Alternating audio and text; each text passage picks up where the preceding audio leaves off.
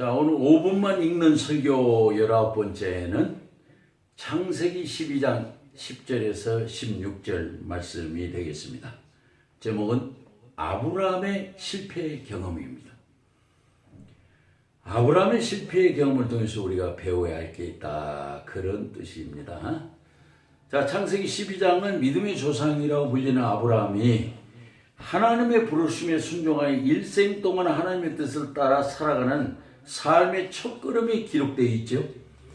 아브라함은 복의 근원이라는 별칭을 얻게 되면서 하나님으로부터 엄청난 약속과 축복을 받았음에도 불구하고 그가 지닌 본성적인 나약감 때문에 심각한 실수를 범하게 됩니다. 무엇입니까? 얼마나 심각한 실수인가 이제 본문에서 나오게 될 텐데요. 이런 사실을 기록하는 성경은 아브라함이 복을 받을 사람이 아니라는 자기의 문제가 아니라 아브라함은 왜 실수하게 되었는지에 대해서 그 이유를 말해주는 데 교훈이 들어있다고 생각이 됩니다. 우리는 본문을 배경으로 하면서 아브라함의 실패의 경험이라는 제목으로 묵상하고자 합니다. 아브라함의 실패 경험, 무슨 뜻입니까? 먼저는 아브라함 목숨을 두려워했기에 실패했다는 뜻입니다. 본문 11절에 13절을 다시 읽습니다. 그대는 아리따운 여인이라 애굽 사람이 그대를 볼 때에 이는 그의 아내라 하고 나를 죽이고 그대는 살리리니 원컨대 그대는 나의 누이라 하라. 그리하면 내가 그대로 인하여 안전하고 내 목숨이 그대로 인하여 보존하겠노라고 했습니다.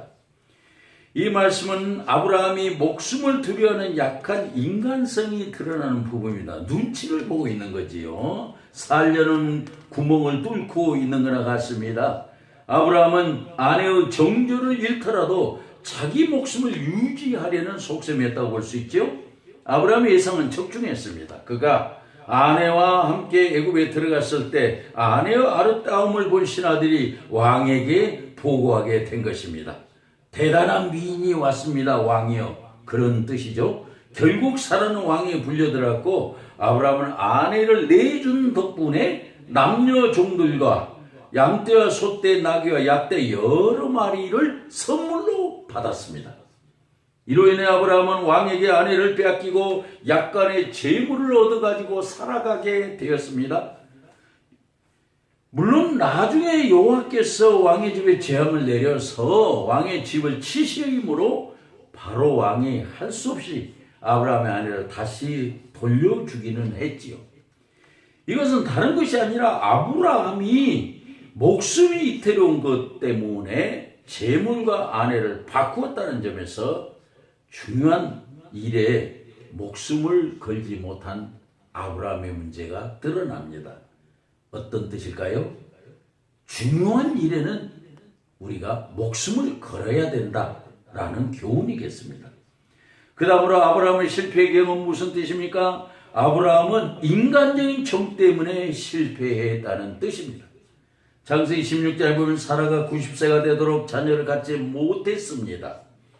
여자의 입장에서 자식이 없는 이유가 자신의 탓이라고 생각할 때 괴로웠을 것입니다.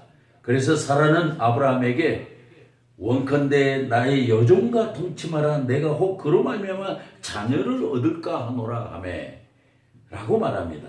이것은 사라가 자기 여종과 동침해서 씨앗을 얻으라는 뜻입니다. 후손을 보라는 뜻이지요. 아브라함은 아내 사라의 말을 그대로 따랐습니다. 그리하여 아브라함은 하가를 동침해서 임신을 하게 되었는데 이때부터 가정 불화가 시작됩니다.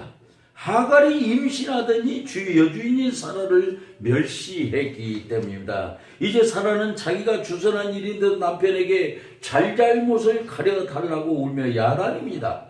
결국 사라는 하갈을 학대하다가 하갈은 아들과 함께 내쫓기고 맙니다. 그 아들 이름은 이스마엘이지요. 이것은 아브라함이 인간적인 정의에 약하여 실패하는 모습입니다. 결과론입니다만 아브라함의 아내 사라의 말을 처음에 거절했었더라면 이런저런 문제가 발생하지 않았을 것입니다. 그러면 이로보건대 신앙생활은 인간적인 정의를 쫓으면 안 된다는 것을 배우게 됩니다. 인간적인 적은 하나님의 뜻을 따르지 못하게 만들기 때문입니다. 지금 국가가 여성 대통령도 인정의 대출을 끊지 못하여 국민이 분노하는 광경을 목도하고 있습니다. 실로 신앙생활은 엿가락 들기가 아닙니다. 그래서 사람이 보기에는 냉정하다고 할 정도로 어떤 때 신앙생활은 딱 자르는 하나님의 뜻을 따르는 결단력이 필요하기도 합니다.